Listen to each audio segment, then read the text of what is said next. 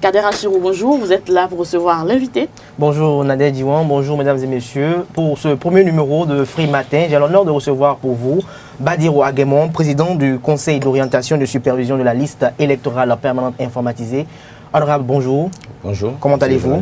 Je vais très bien. Alors, la liste électorale permanente informatisée, l'EPI, a été rendue publique hier. Quelles sont les innovations que votre équipe a apportées lors de l'actualisation de ce fichier?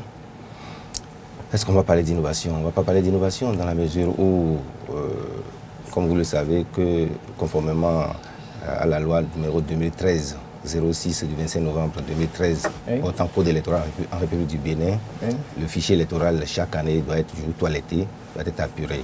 Alors, donc, la mission du COS est de faire en sorte que la liste électorale soit disponible pour les élections qui doivent venir à tout moment.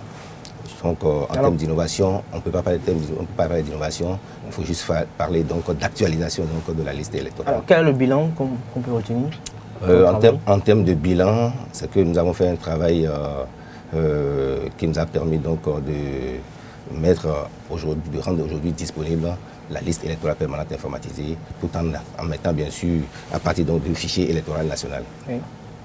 Et qu'est-ce que je peux retenir globalement? Globalement, je peux dire que si on prend le fichier électoral national, c'est un fichier qui, en version 2017, c'est un fichier qui totalise 5 198 510 citoyens béninois.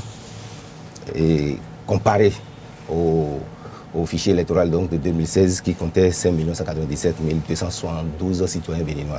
Donc quand vous regardez les chiffres, vous allez voir qu'il y a quand même déjà une hausse. Oui. Donc il y a une hausse. Et nous avons travaillé beaucoup plus sur les omis. C'est-à-dire nous avons essayé donc de voir des citoyens béninois qui ne figurent pas dans le fichier électoral national que nous avons pris en compte. Nous avons essayé donc de faire aussi des corrections par rapport aux données personnelles nominatives. Et ensuite, nous avons essayé donc de régler les problèmes donc, de transfert des centres de vote des citoyens. Et globalement, je peux dire que le travail a été fait conformément aux dispositions donc, de la loi. Et aujourd'hui, nous avons rendu cette liste-là disponible à la nation. Alors, quelles sont les difficultés que vous avez rencontrées lors de votre travail, de votre mission? Les difficultés, tout le monde le sait. Tout le peuple béninois est conscient que la LEPI, au début, a quand même déposé son budget, qui est de l'ordre de 2 milliards 500 et quelques millions. Mais qui malheureusement n'a pas été accompagné financièrement. Nous n'avons eu que 500 millions sur ce total, donc ce budget de 2 milliards et quelques soit, disons à peu près moins de 19%. Donc ça justifie les rumeurs qui sous-tendent que certains agents prestataires n'ont pas été payés? Bon, les agents n'ont pas été payés. Je crois que le problème n'est pas là. C'est un devoir républicain d'abord.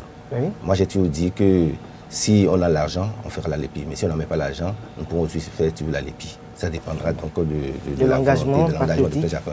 Moi, mon équipe, nous avons pris cet engagement. D'abord, de faire en sorte que la LEPI soit disponible au plus tard, donc le 15 janvier 2017. Oui. Et nous avons dit que si nous voulons vraiment donner une autre image au COS LEPI, parce que vous avez vu ce qui s'est passé avec les COS LEPI précédents, où on pense que c'est une institution budgétivore, etc. Nous avons fait d'abord un budget minimaliste.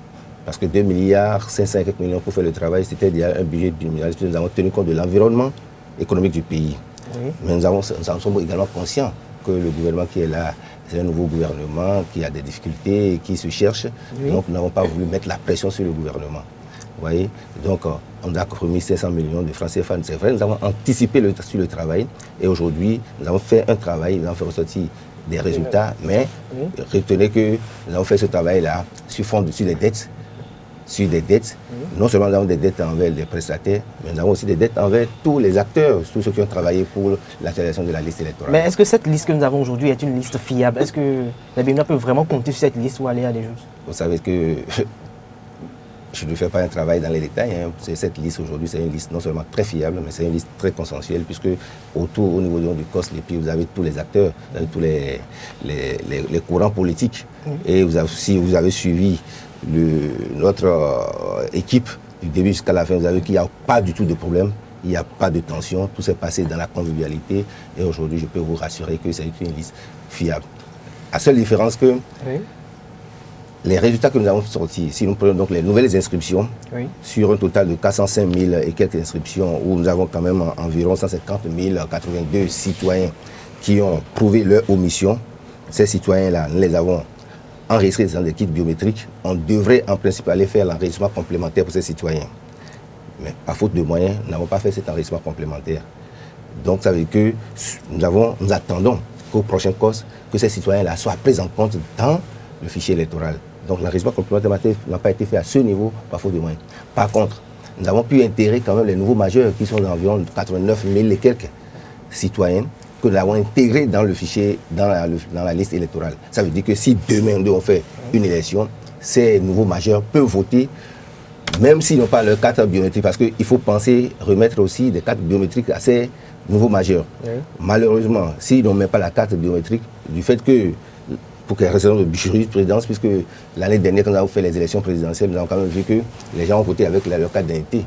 Oui. Donc ces nouveaux majeurs peuvent aussi peuvent voter avec leur carte d'identité. Mais nous souhaitons vivement qu'on puisse permettre à ce que non seulement on puisse intégrer les omis que nous avons pu récupérer sur le terrain et ensuite délivrer les cartes d'électeurs à tous ces citoyens-là. Alors, pour finir, j'aimerais vous demander que souhaitiez-vous à la prochaine équipe qui va actualiser ce fichier électoral, puisque vous étiez en train de parler tout à l'heure des enregistrements complémentaires?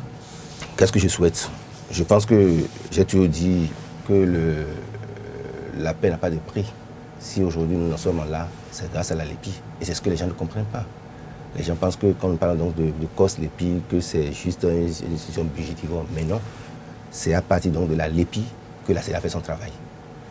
C'est à partir de la LEPI, il faut que les gens comprennent que c'est à partir de la LEPI que les gens font son travail, que la CENA arrive à faire les élections. Donc si la LEPI n'est pas consensuelle, si la liste avec laquelle nous devons aller aux élections, cette liste-là ne porte pas l'adhésion de tout le monde, ça veut dire que nous retrouvons des élections troublées. Alors, qu'est-ce que je souhaite? Je souhaite vivement que tant que la loi n'est pas abrogée, oui, et que le gouvernement puisse quand même continuer à jeter un bon regard sur le COS LEPI afin de nous garantir la paix et sauvegarder notre démocratie. Okay. Merci honorable, ce sera tout pour ce matin. Nadège Diouan. On peut dire que c'est ce sentiment de fierté qui vous anime parce que le pari n'était pas gagné d'avance. Le pari n'était pas gagné, c'est ce que je l'ai dit, j'ai dit dans ma déclaration qu'aujourd'hui je remercie non seulement tous les membres de mon équipe, mais je remercie aussi tout le monde, en particulier la presse. La presse qui m'a beaucoup accompagné. Vous avez vu, du début jusqu'à la fin, la presse m'a accompagné parce que les gens ont senti l'enjeu. La presse m'a accompagné, mais il y a aussi d'autres acteurs qui m'ont accompagné, et les prestataires. Et je voulais dire aux membres CCA, parce qu'il y a pas mal de membres CCA aujourd'hui qui se plaignent pour dire qu'on n'a pas payé. Je leur dis que je ferai en sorte que ces CCA-là soient payés. Tous les acteurs qui n'ont pas, en particulier nos cellules d'appui, qui n'ont pas encore été payés. Moi, j'ai signé tout. J'ai signé tout ce qu'il faut au niveau du secrétariat. Et je pense que dans les jours à venir, ils vont quand même être payés. Ça, c'est clair. Avec le peu que nous avons encore à notre disposition. Okay. Merci à vous, Kader Achirou. Je rappelle que vous avez reçu l'invité. Oui. Merci à vous et puis merci à l'honorable Badiro Aguemon d'avoir accepté notre invitation tout ce matin. C'est moi qui vous remercie. Merci à vous. Et voici Parole aux citoyens.